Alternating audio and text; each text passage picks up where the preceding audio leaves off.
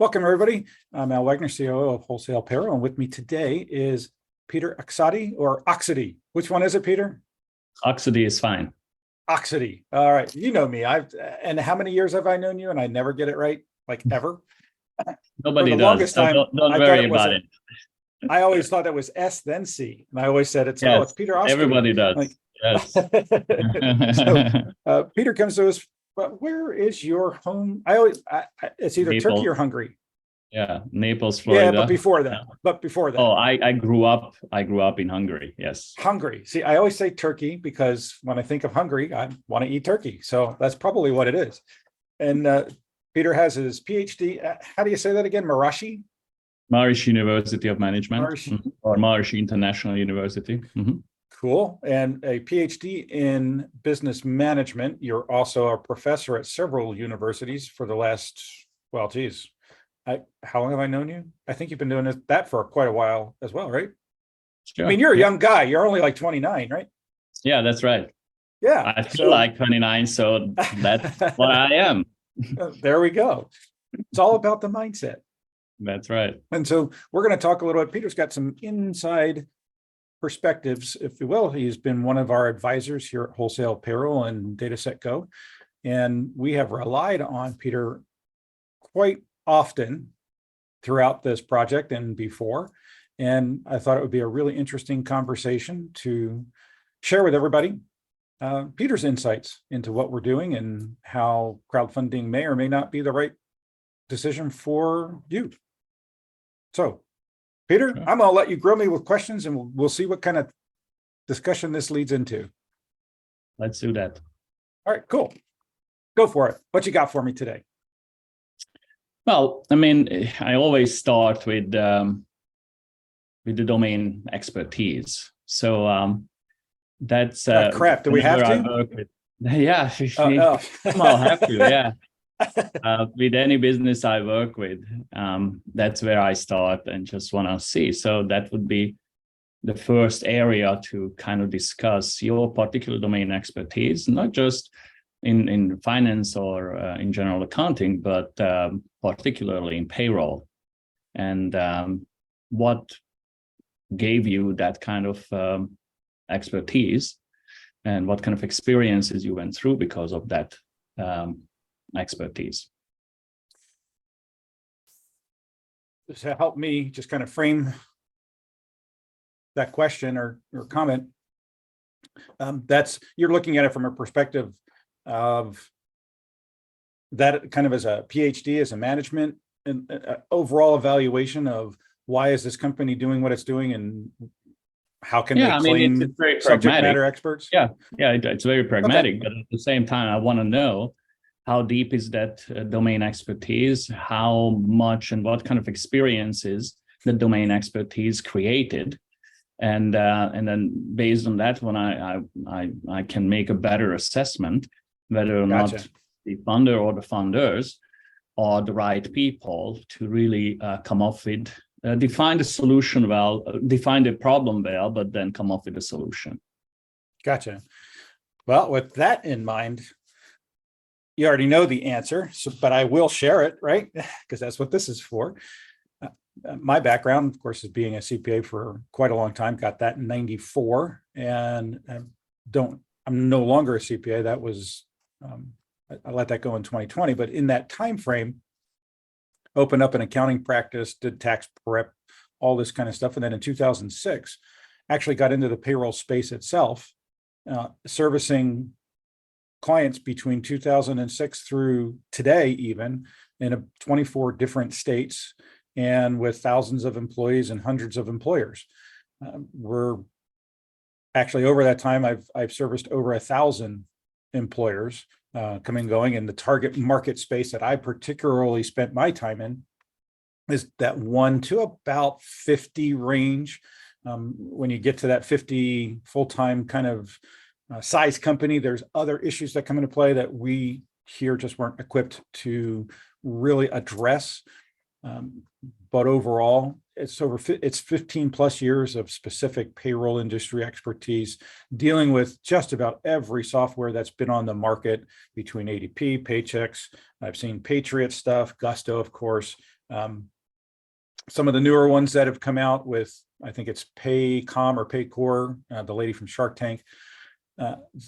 I've used those softwares both as an employer, an employee, and as a professional. And the issue or the issues that underlie why we decided to do something is all of those softwares essentially end up doing the exact same thing with the exact same business model, and they lack the ability for a professional in the space like me or any of my peers, whether they be a CPA, enrolled agent, a bookkeeper, or simply somebody who's like me now, only doing payroll, lack the ability for us to perform our tasks on a efficient, regular basis. Instead, those business models make us call a support structure in order to get something done that we would otherwise know how to do. It's our client. We know what to do, or we should know what to do and how we want it done and be able to do that. And so the last 15 years have really seen me going, I'm so fed up with how I'm being treated as a professional. But more specifically, I guess I should be thinking more about the question you asked and framing that up, which is because I've dealt with hundreds of customers, thousands of employees, looked at lots and lots of 941s, 940s, W-2s, state tax returns, local tax returns. I'm originally from the Philadelphia, Pennsylvania area, between Pennsylvania, Ohio, and Kentucky, with all their local tax issues. Like, I've seen a thing or two to steal from the commercial, from what's that, Farmers Insurance. I know a thing or two because I've seen a thing or two. I don't know that I could actually go back in time and count how many payroll returns, how many payrolls I've reconciled, how many adjustments that I've made to you. I'll qualify it this way, Peter. I've worked with hundreds of one employee shops. The entrepreneur business owner is their only employee, up to sizes of a couple hundred, and not anything bigger than 250, because that was just my sweet spot, right? I wanted to deal with the small, medium-sized business enterprises and didn't really go to the larger or governmental or even quasi-government school districts. I've done that in auditing in my CPA days, at least had to look and review that. But from a subject matter perspective, yeah, I've been there, done that. So look, you started. Does that answer the question? Yeah, it does. I mean, it gives me a very good idea of what kind of experience you went through, and because of which, and not just the academic, but also the experiential side, you created this kind of expertise. And then the next one is really you started to already define the problem, or what the problem that you experienced throughout those years. So that would be the next big area of really defining in detail that problem. And then how big is this problem based on your experience, based on your knowledge of the industry? I think if you ask anybody that's been doing this for more than 5 years, and even people that haven't, and that are in that 1 to 5 year range, that have just kind of started, the problem is now pervasive. The shift that I see going on has exacerbated and enlarged the problem. And you helped us define this in the term or the phrase, that balanced feedback loop. And I have used that so many times over the course of the last 2 years, even to help me recognize, until you and I had that conversation, it was really hard for me to put a finger on it and go, this is really what's happening. I knew it because I was dealing with it, but forest through the trees kind of a thing. The problem is industry-wide in the United States. And that problem is employers don't get into business to do payroll, period. So they're going to rely on a professional and or software if they're going to try to do it themselves. And about 60% of the small business market, the SME space, does payroll on their own. Now that what that means is they're leveraging some kind of software. There'll be some small percentage that's real old school that's still going to do it on the green column paper or some kind of spreadsheet. They're out there, but the majority of everybody is using some kind of software package. So when we take a look at what those folks do that prepare that software, they're making a product that is for, and I don't mean this in any negative way, the lowest common denominator. And that lowest common denominator is the person who says, I want to open up a business and I want to bake cookies. Okay, great. Go bake your cookies. Now you got to do all the admin on top of that. Well, that's not probably their forte. Can you do it? Sure. But that is the person that the software companies have to address. And the minute they go into that space of delivering software to that person, it requires a pretty substantial support structure. You and I have talked about that many times, even in our business structure and our growth. What are we going to do in terms of support? And when it comes to our competitors and having to provide support to somebody who just goes, and the person who gets in a business to bake cookies and doesn't like computers. Let's add a little additional spice to the recipe there. And that person is, well, case in point, yesterday, you have to deal with the person that says, I can't get the numbers to go in. That I'm hitting the things on my keyboard. Well, that's got nothing to do with anybody but the keyboard and the user. The num lock was off. So after about 5 minutes, we go, oh, try the numbers at the top of your keyboard, see if that works. And they worked. Oh, your num lock is off because trying to use the numbers on the little keypad on the side. You have to build a support structure for that. For that person.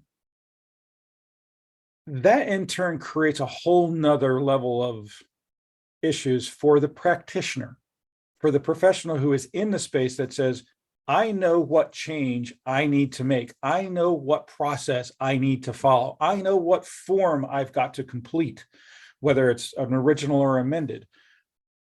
Allow me to do that thing.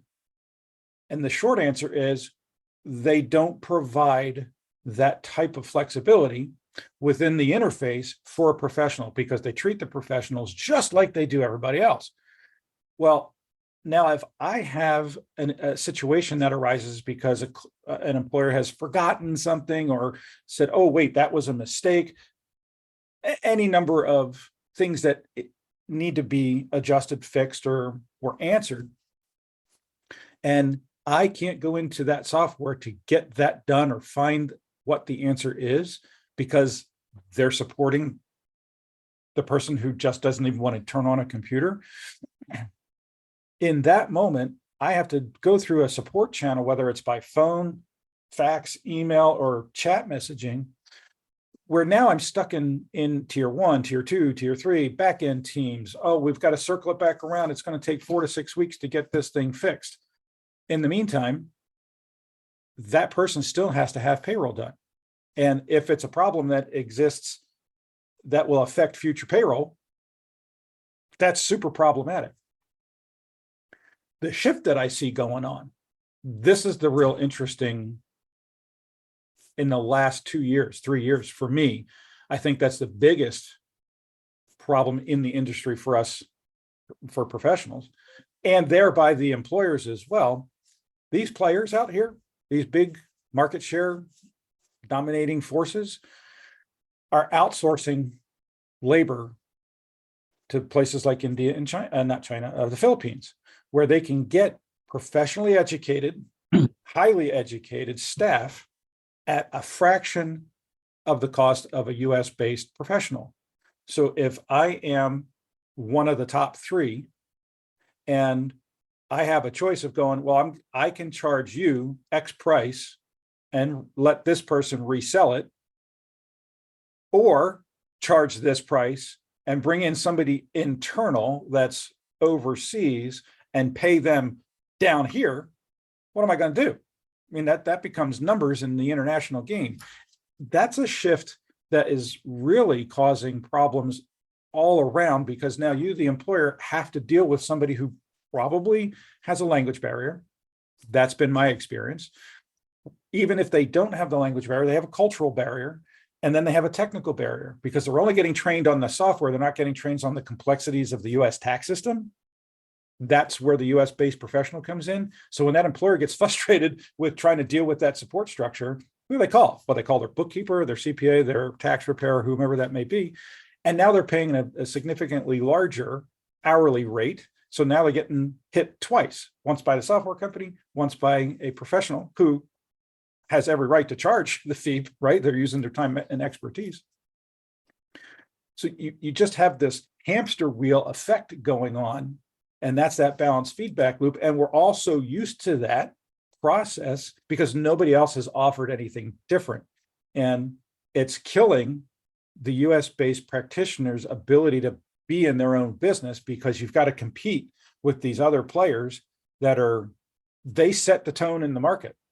And it's almost very monopolistic of sort, or more like a cabal, right? Where they're all going, let's set our prices. Yeah. So basically, because that's kind of the norm, and you brought up balanced feedback loop, everybody takes it as part of life. That's just how life is. But yes. you basically, as you put it, you got fed up with this, and you felt the pain for many years.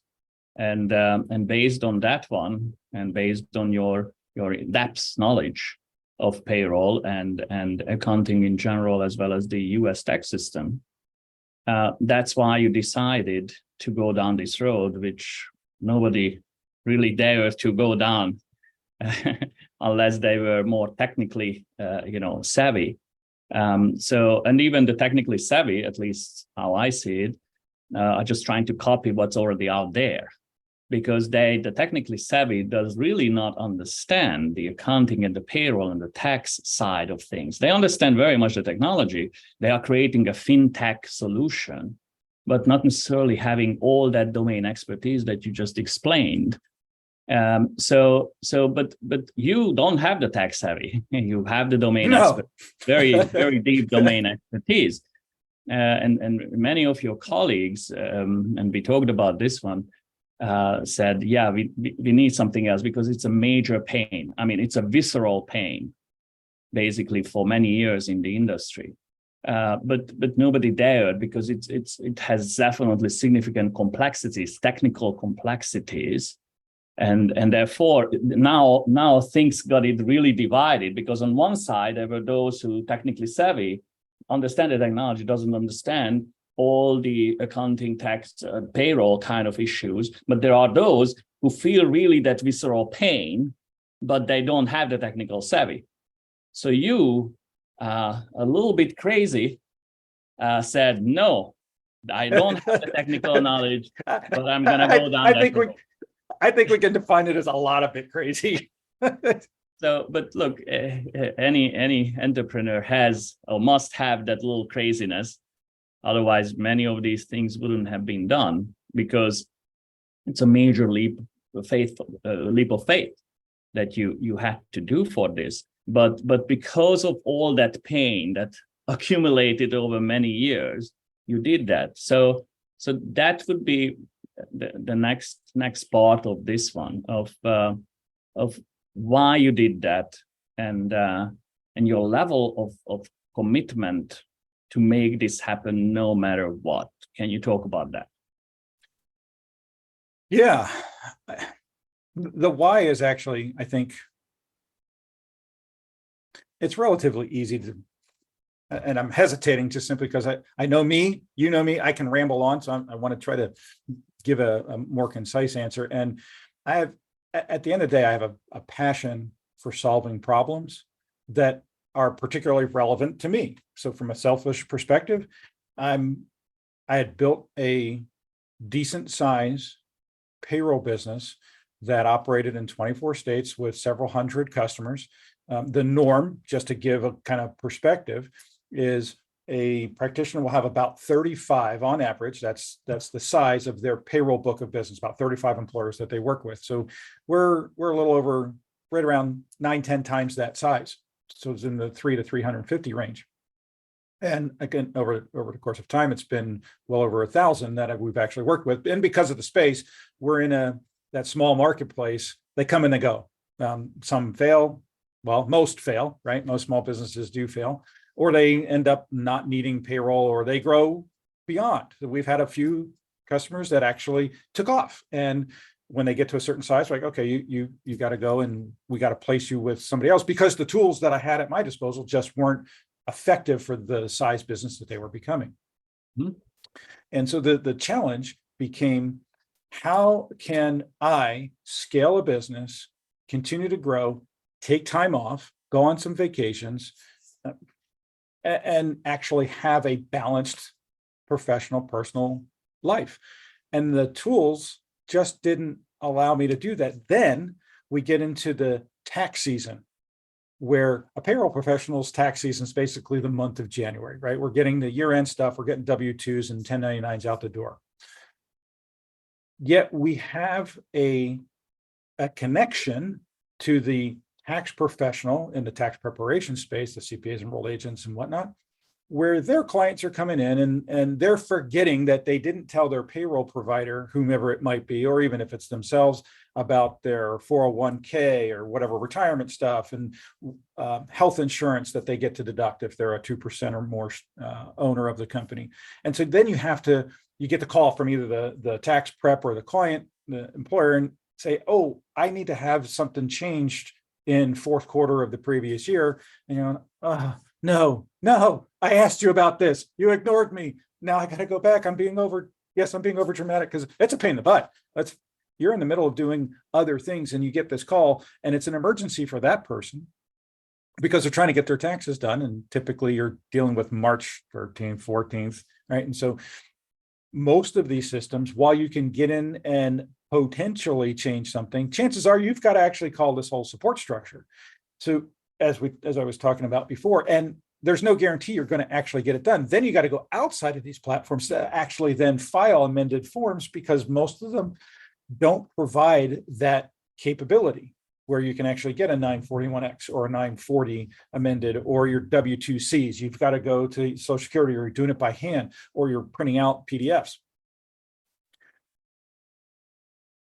Wanting to solve those issues that are practical business operation challenges that we face every day as a payroll business, and that nobody is addressing, became, over the last 10 years, a passion. Because you and I actually, you're back in the mix, right? I talked to you, what is, I think, 8 to 10 years ago now.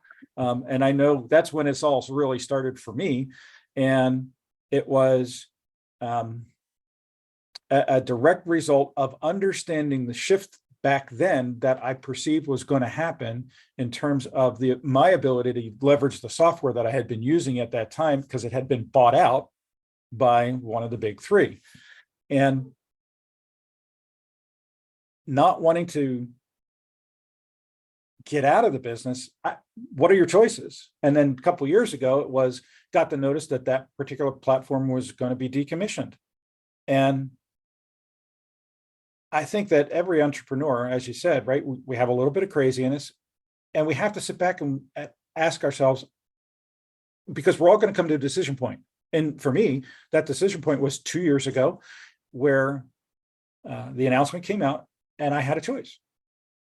Either sell the book of business, which I had a moral and ethical problem after really evaluating the options and who would take that over, what software whose company would buy that, and what software would it be? And nobody could really do justice to the customers that I had built up over 12, 15 years.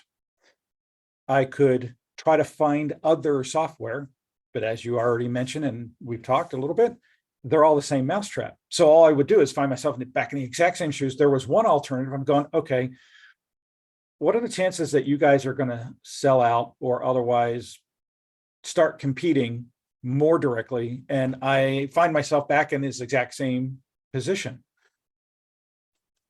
And so I couldn't find a real viable alternative. And there's lots of different options out there, from kind of the modular API they call it kind of plug and play, no code type solutions. But even those no code solutions, you're still going to have some kind of database. You're still going to have to manage something, and you need IT for that. And well, you already said it. I don't know how to code. I'm never going to learn it. No, thank you. I know how to read a little bit. I feel like it's a little bit of the Matrix. I can see the stuff coming down and I go, oh, that's a blob. I don't know that it's a person or a building, but it's a blob. Okay, I can kind of see that. And of course, the last option, just get out altogether, right? I could just retire and go into a whole different line of work. Or we put fingers to keyboards and commit the money and the time, energy, and effort. And obviously that's what we did choose. And this has been a 2-year labor of love. I loved it in the beginning. I still love it now. It is definitely something that most should never try to do in this space. Don't try this at home, as the warning. That is the warning. That's right. Don't try this at home or in the office. Well, yeah, but I know your development team, and I know how deep they are experts in their own field of fintech and general system development, and coming from very reputable other companies, and ended up with you and basically adapted your passion to solve this problem. Now that kind of leads us to the next point, which is how well you know the audience or your potential customer base of, you identified. It's basically hundreds of thousands, but what did you do and how did you get to know that potential customer base? What were those steps based on which you can say, yes, I really know them. Yes, they have definitely the same pain as I feel. So what was that process? Being one of them, I'm intimately knowledgeable about the pain that we face. Being one of them, and over the course of 20 years, dealing with many other accountants, CPAs, enrolled agents, tax preparers, bookkeepers, I know that industry, of course, also very well through the relationships that I've built with a lot of other professionals and practitioners. Specifically, though, when it comes to wholesale payroll, what we did is to gather up a contact list. I won't say how we did it. It was pretty cool what we did and how we did it. And we had over 7,000 people to reach out to. Mm-hmm. And so we started to do some branding work, nothing to sell. And that all started in November of 21. When I actually look back, and it's hard to believe that that's when we actually started that. And we have reached out to over more than that initial 7,000 at this point in both mailing campaigns, social media, email, and primarily, right? We called them. And we gathered a ton of data as a result, and overwhelmingly, and I think the averages are less than 3% really of when you're doing that kind of campaigning.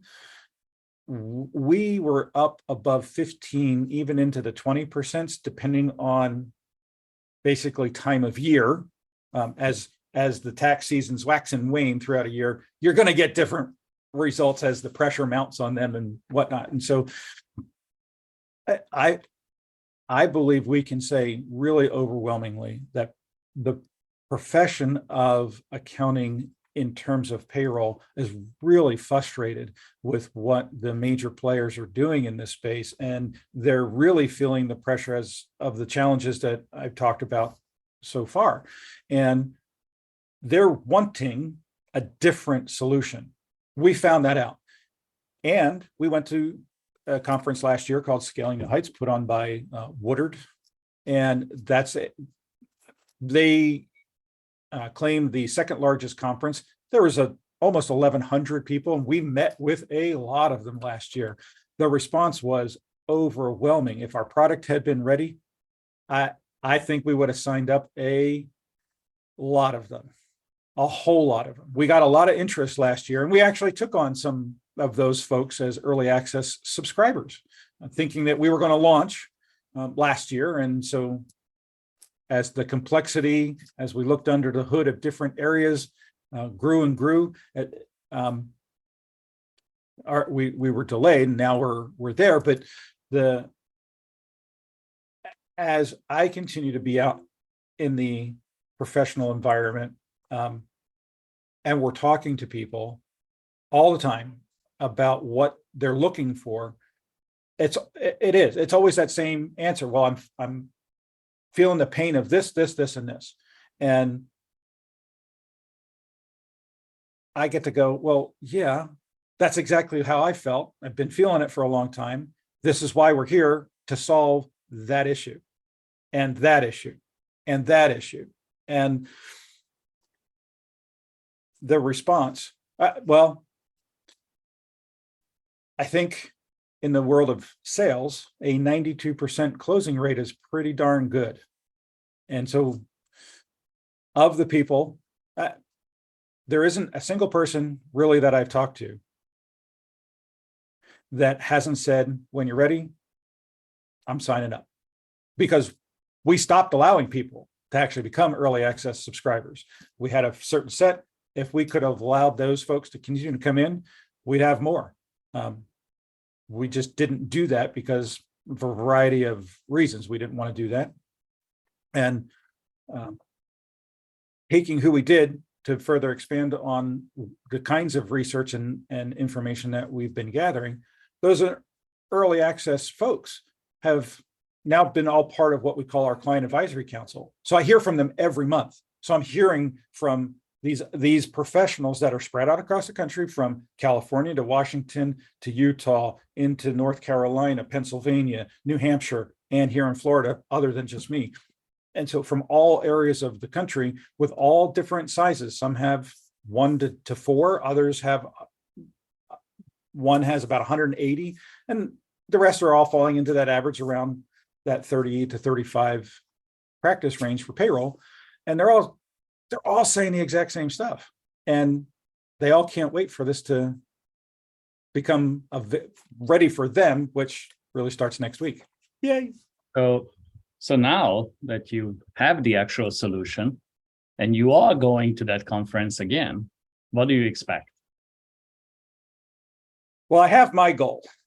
And what is that? My goal is to come out of that conference with 200 subscriptions. That's my goal. 2 weeks ago, I asked what the conference attendance was. They just broken 1,000, and they believe they're gonna, if the pace kept up, they would have about 1,200 attendees. So I'm talking a 20% roughly adoption rate of the attendees. That's a lot of people in a single conference. It's a lofty goal. Do I think we can do it based on last year? I wouldn't be surprised if we walked out of there with 300 or 400. Yet, even if we walked out of there with 20, 30, 40, or 50, that's still a really nice number. So 200 is a lofty goal, but I think we can hit it. I think when people see what this can do and how easily, because one of the challenges that we face in the industry, and I don't care whether it's wholesale payroll or anybody, is the pain thinking about what it takes to move from one system to another. So I don't care if it's payroll, I don't care if it's point of sale, whatever that software is, there's going to be some migration pain. In payroll specifically though, Peter, gosh, it is awful. And one of those things that makes it awful is the loss of information. So when you come from one of the big players to one of the other big players, they don't bring that history along. And even in the current year, they don't bring that history along. They force you to summarize it and then drop it in, and then you move forward. Well, that's really problematic for anybody that has transitioned a payroll software during COVID or after, and you're now wanting to get the ERTC credits and you have to provide payroll information, good luck going back to any of these other folks to get that information, because most of them don't want to help you. So if you haven't saved it in some usable format, PDF doesn't really work so well. It's great for storage of the image of the snapshot, but if you have to work with your numbers, you need Excel at a minimum. Well, good luck using their Excel versions, because they're formatted in such a way as to make it, for the layperson, not very user-friendly. And so the ability to transition from one software to another is a solution that we have created. We've resolved it. And that, for me, is probably one of the most exciting bits of technology that we've deployed. So that's a good intro to the next part of this discussion. Oh, I'm glad I could create a segue. Yes, yeah, no, that's perfect, because everybody can say, well, you talk a good game. However, is this really that good? Is this really that different? As you would say, it is really a disruptive solution relative to all solutions out there. So I know that that's really what you try to do, because of all the pain that you accumulated over many years, and then thereby the passion and commitment that you also accumulated, and therefore now having this and overcame all the various challenges. And look, it doesn't matter what kind of business you develop and how well you know it and all that, there will be challenges. And then I know that this business had to come through those and overcome those challenges. But now that you did, and now that you have that solution fully developed, what would you say to those people who say, okay, so what's different about this? Why you think it's a disruptive solution? What would be those top 5, let's just say, because I know there are many, but what would be the top 5 that you would say, now here is why this is that solution that everybody should switch to? The very first one is the freedom to operate your business the way you choose to operate your business, period. Wholesale Payroll's approach, because it's been one of my biggest pain points. My customers are my customers. They're not the software company's customers. The software company's merely the hammer in the toolbox, and I need it in order to get my job done. And that, to me, Peter, is the very top differential, because we write it into our contract with our subscribers, who can only be professionals in the space. We do not sell to employers, period. You have to be a reseller in order to actually become our subscriber. And so we create a win-win environment. When employers do find us, because they do, and they reach out, no problem. I will help show you what we're doing. And if you'd like to use this, let me get you to one of our subscribers, one of our practitioners. Where are you in the country? Let's find you somebody as close to you as possible. And you can then work out if you're going to use them or go with somebody else that might be. But that's the difference, right? We allow the practitioners to set their own pricing, because as the name implies, we're wholesale. So we have a wholesale structure that allows them to create whatever revenue model they want to create, to deliver the service, whether they want to be a total hands-on white glove, or whether they just want to be a subscription shop and say it's a do-it-yourself system. We let that professional decide the entire scope of delivery of that service. That freedom from us, I think, is so important with the shifts that are going on with the other providers taking things out of the country. How are they going to compete? How can they grow and scale?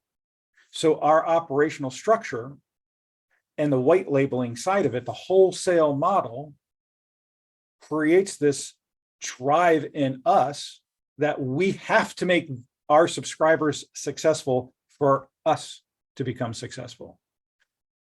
Name me one of these other companies that actually does that. I can't.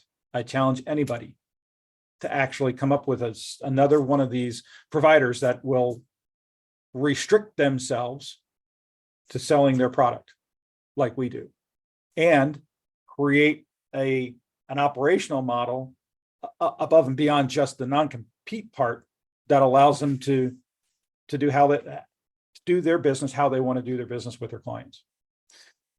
2, the flexibility of the platform itself. It was fundamental that the platform does not require me to contact anybody in order to complete my job. We do not have a support structure for employers. Their support structure rests with the professional who is providing the service. That's who they go to. That's who they should go to. I don't want my clients in that other business of servicing to contact the platforms that we've used over the course of the last 15, 16, 17 years. I don't want them calling them because they're not going to understand what that client needs. With that flexibility of being able to track transactions, to make sure transactions have reached taxing and agencies and financial institutions. When things go wrong, because they will, even in our platform, I mean, things just go wrong. The IRS is still going to be the IRS, and they're still going to put things in the wrong spot. It happens. Or they'll put it in the wrong quarter, or they'll assign it to the wrong company. I've seen it all, I think. I'd be surprised if I haven't at this point after all these years. But the ability for a practitioner such as us to go into a platform and say, oh, here's the trace numbers of that particular transaction, rather than having to say, hey, what happened here? And then say, oh, okay, now I know I can go in and I can fix it for my client. I don't have to wait for somebody else to do it or try to explain what happened.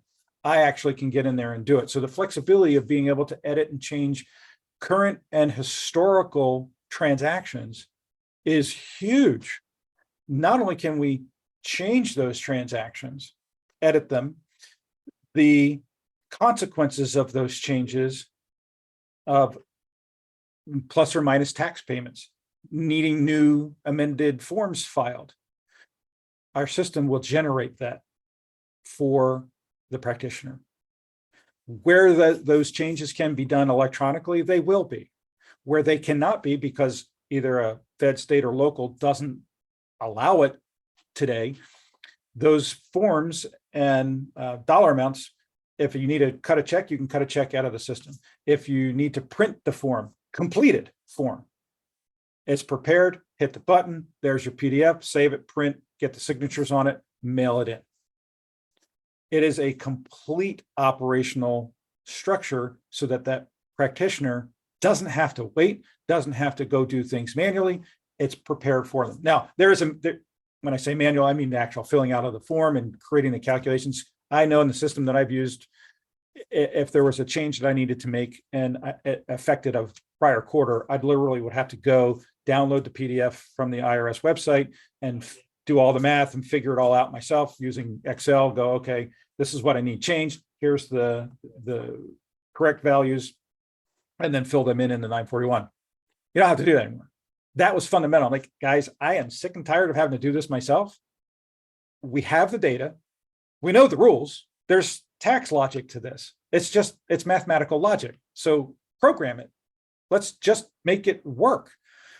So kind of going back to the whole technical, having the guys that we do on the team with their very deep expertise and knowledge in development.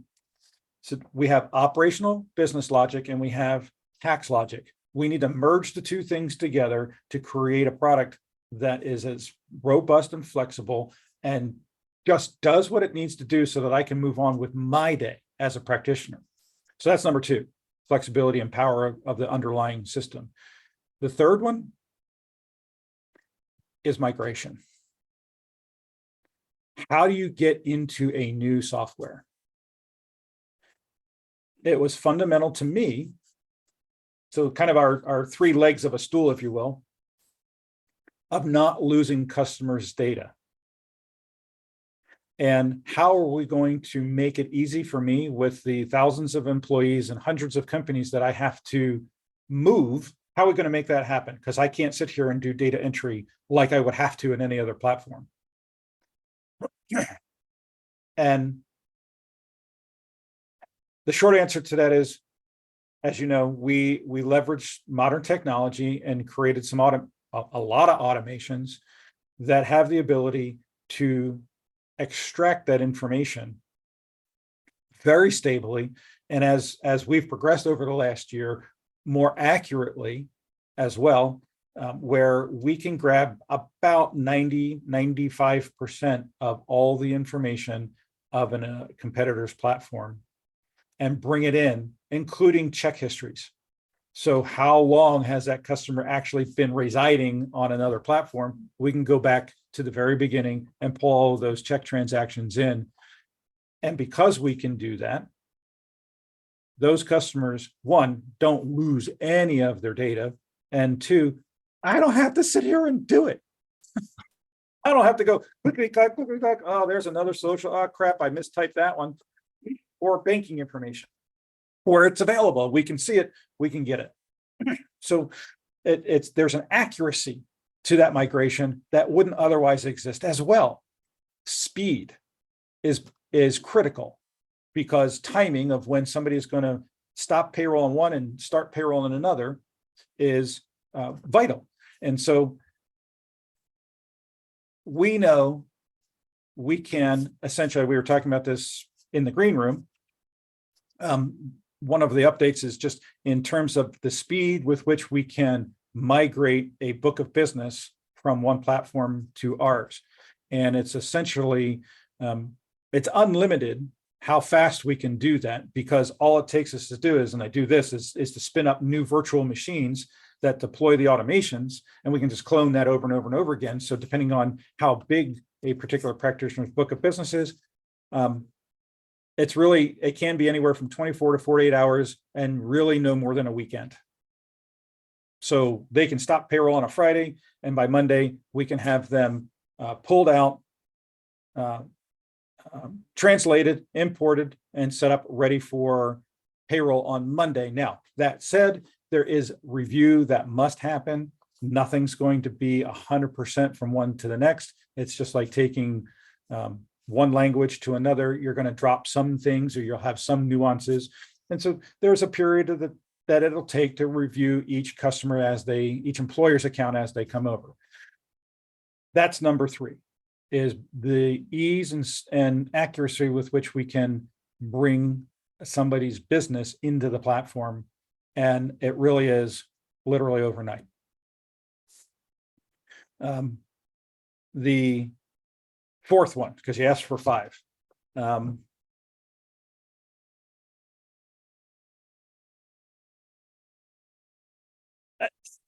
There's so many. It is interesting to think about, because I always talk about those 3.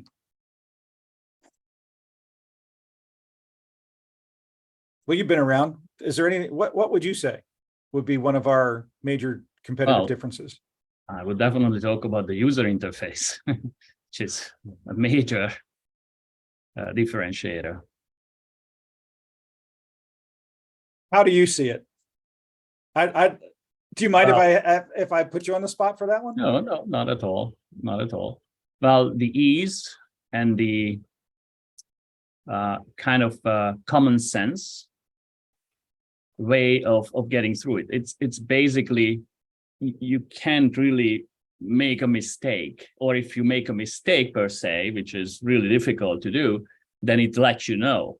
And it's like, even if you don't get any training, you're going to be able to get through it, because how well and common sense way of it is put together. And of course, how much automation is built behind it, so that all that automation basically helps you out with all that you are not thinking. The system will think about it and let you know. And therefore, you kind of step by step, you can get through. Plus the design of the user interface and how pleasing that design is, and how easy to find the information and look through the information and get the reports. And oh my gosh, the reporting interface, that would be additional kind of next to this, just the general user interface, but what kind of reports I get and how well those reports are designed. So those would be my 4 and 5th, which is one is the general user interface and how authentic and how commonplace, kind of an easy get through it. But then the other one is that all the reports that I'm getting, and I can drill down in those reports various ways I want in a very easy manner. So I don't really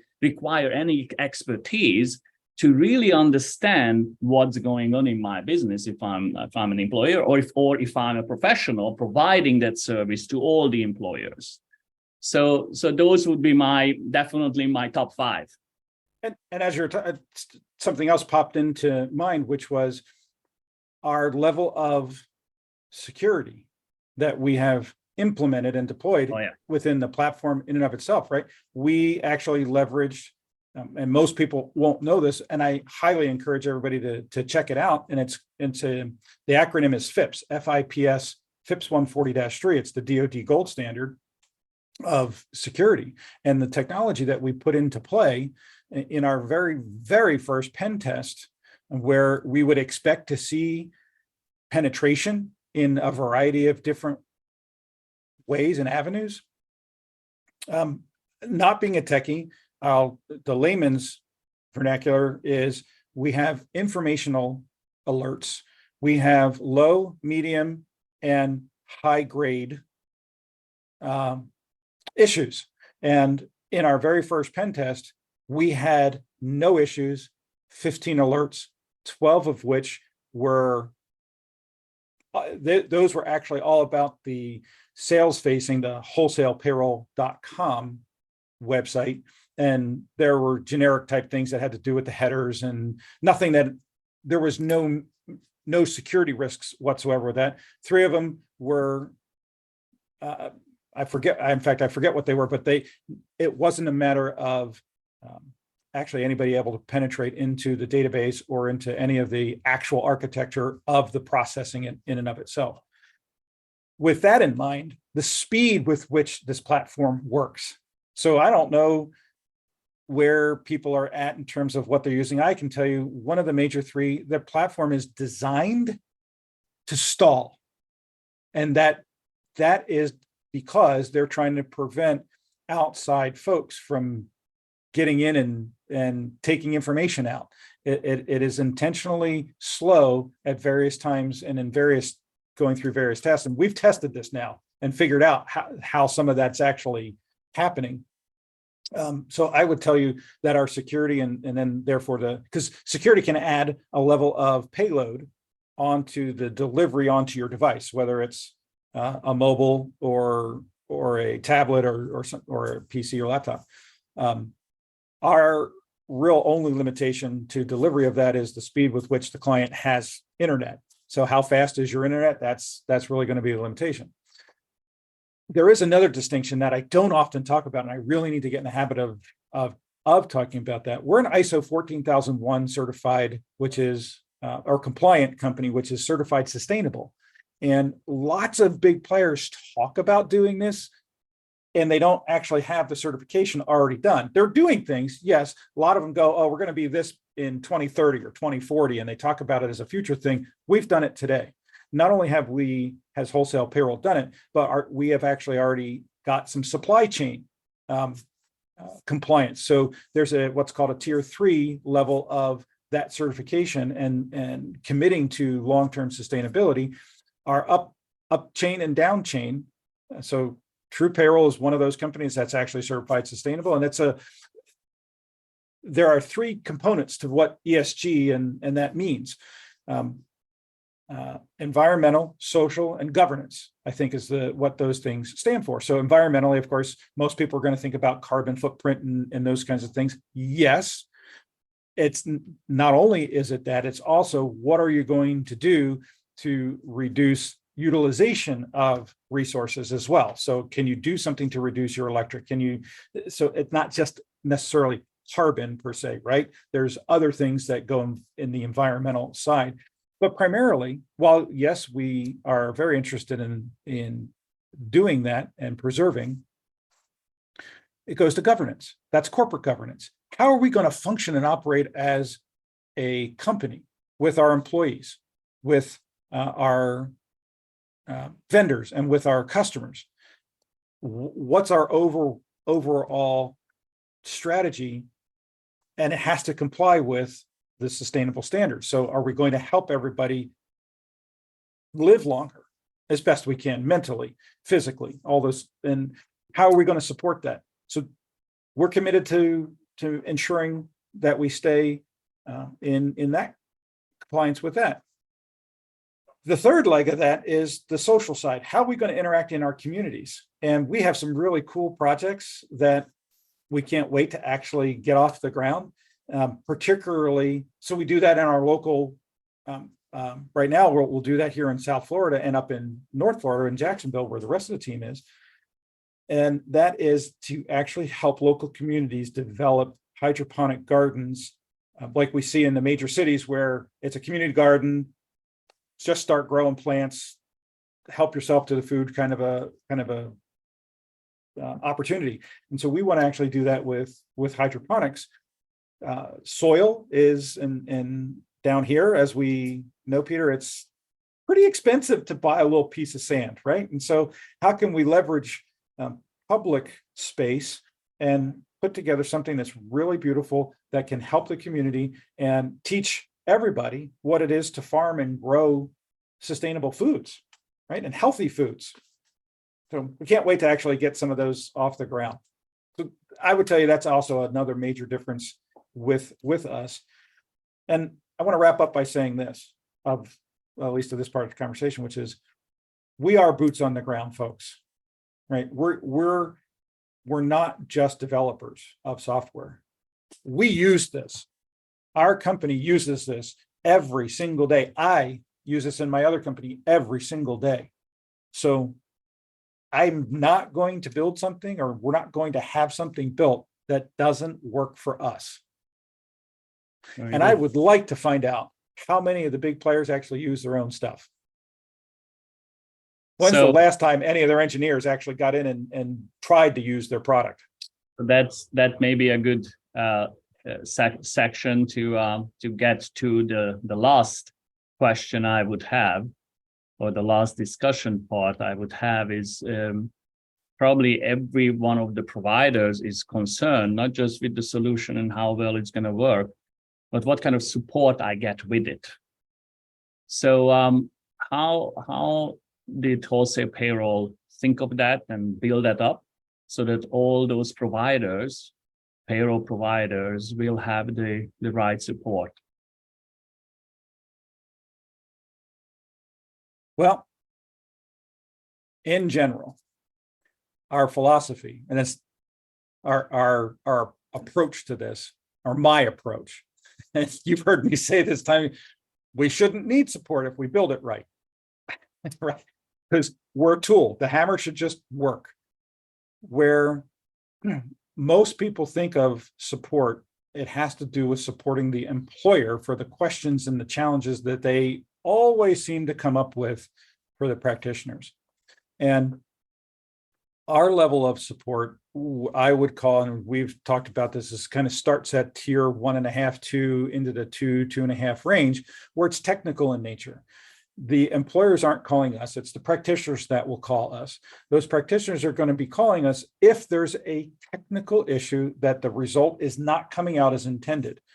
That said, because we are also boots on the ground using this every day, and with the alert and some of the AI and the machine learning that Kevin and team have created around what we're doing and how that continues to expand, our ability to see issues before somebody else does is pretty interesting. We're in front of those types of things probably before even I, as a practical user, would see it. In the event, though, that we don't actually see or catch something and it's caught by somebody out in the field, a bug shows up, whatever, because it's going to happen, right? It's software. I've learned that, right? I don't like bugs.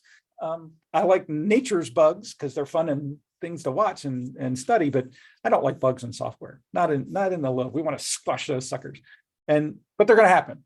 And when you have this level of complexity and things are interacting, it's going to happen. And so when those get reported, we have two systems right in the platform itself with which people can do either, hey, I've got an immediate concern, and they can chat right away, or, hey, I just want to report something I'm seeing. It's not really a showstopper. It's not going to stop me from doing payroll, but something just doesn't look right. So they can report that there. And so that's where we have our QA and support team in a monitoring those 24/7, essentially. Where, well, I can't say it. It's not 24/7. It's Monday through Friday. We generally start work at 7 Eastern, and we're different members of the team are working till all hours of the night. So the level of support that a practitioner needs, you pointed to something else that you and I have talked about many, many times, and that is the onboarding support that clients will need. That's probably the biggest area where the UI that Garrett has designed for all of us is really, really straightforward. And I think the gentleman that works with me here, Vinny, a young man, 24, with zero payroll experience. He's been working with me for a little over a year now. And when I put him in front of the system, and he'd only ever really used one other platform, of course, he noticed all the differences and said, this is so much better. But he was able to actually get in, navigate, understand it. He didn't have any functional questions whatsoever. All his questions were, and of course, this during all development, hey, this doesn't seem to be doing what I think it should be doing. Yep, we know about that. Okay, that's a bug. It's being fixed. Okay. But to your point, and kind of wrapping that all together, we do have a support structure that does help the technical aspects of the functioning of the platform. Did the tax calculations come out right? Is it filing the forms and remitting the tax payments? Is the direct deposits reaching? Is it printing out the checks? Is the structure of everything, is that all okay? From a very, very technical coding type aspect. When it comes to actually leveraging the platform, how do I do X, Y, or Z? The video library of self tutorials will be there. Personally, I'm here. Now at scale, can I be available to everybody? No, that's impractical. As our video library becomes larger and more detailed, as we see where people are maybe stumbling a little bit and understanding it, those things will be built out and made available so that anybody can just click and say, oh, I need X. So the FAQ type section is something that Zach on our team is really, really keen on growing that out and making it really, really slick so that when you're in a very specific spot and you need that help, you can get the video on that very specific section, keeping everything to less than 2 minutes in order how to do X, Y, or Z. So as you can walk through a process, you can actually watch a quick video if you need to on, oh, this is what this is, or this is how I'm supposed to interact with this part of the interface. But generally speaking, it's pretty straightforward. You're exactly right. Very good. How was that answer? Very nice. Have I started to get that whole support? Where do I send my check?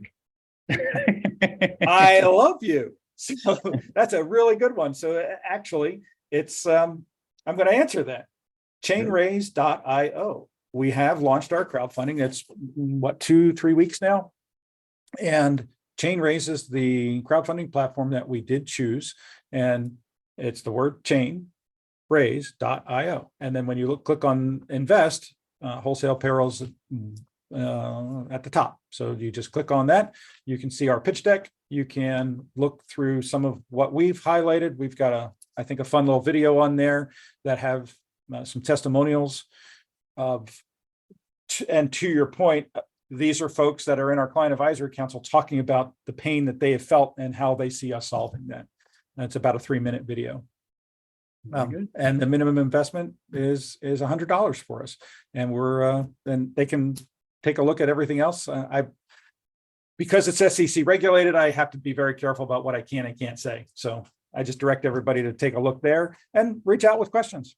And in fact, there's a Q&A section there. They can ask questions right on the offering page. All So right. yeah, get your checkbook out. Excellent. Thank you much.